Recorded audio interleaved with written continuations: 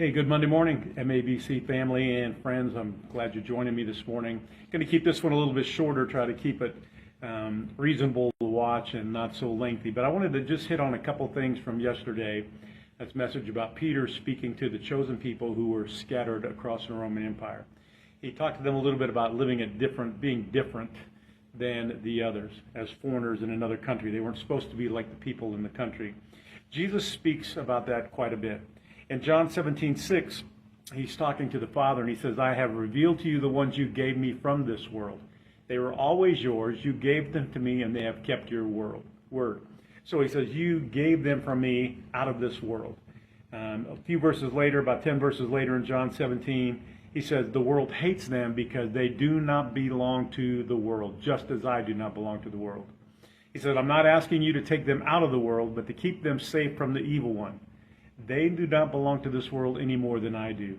You notice what he said there. He didn't say, hey, God, take them out of this world to protect them. He says, protect them while they're in this world because they've got things to do, but protect them from the evil one in this world. But he's saying that we are not of this world. Hebrews chapter 11 talks about the people who had gone through great trials and struggles and who didn't see all the promises that were coming. But it said if they had longed for a country they came from, they could have gone back, but they were looking for a better place, a heavenly homeland. And he's got a city prepared for us, Hebrews says. Don't copy the customs of this world, but let God transform you into a new person by the way you think. So again, don't be like the world. Let God transform your minds in Romans chapter 12, verse 2. Verse 17 in 1 Peter chapter 1 says, remember that the Heavenly Father to whom you pray has no favorites. He's going to reward you according to what you do. So you must live in reverent fear of him during your time here as temporary residents. And in chapter 2, he's going to say the same thing. Dear friends, I warn you as temporary residents and foreigners, keep away from the worldly desires. It's the worldly desires. When the Bible refers to the world, he's talking about more than just the physical planet that we live in. He's talking about all the things, the human-oriented activities that we do.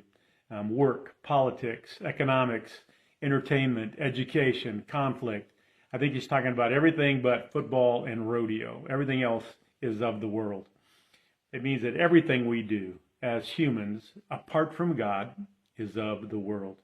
When I'm in the world, I am exposed to all the ungodly influences of that world. And I'm exposed to the ruler of that world as well. He is opposed to anything that has to do with God the Heavenly Father, any activities that have to do with him, any of those who belong to him. And as humans, we're sinners.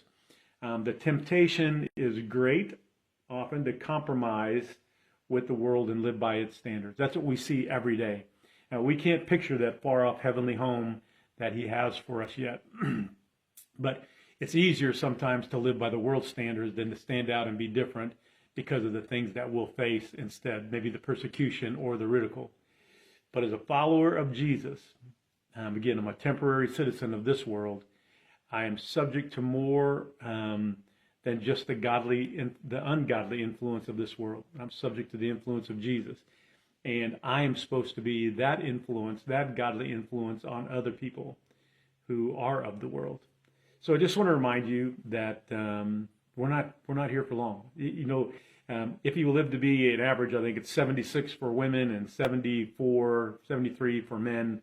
That's but the blink of an eye compared to what we're going to have in eternity. And so this is like going on a 5-day road trip compared to what we're going to have in eternity. So be different. Be someone who shows Jesus to the world and not the world to Jesus. Hey, have a great week. Don't forget, Saturday, National Day of the Cowboy.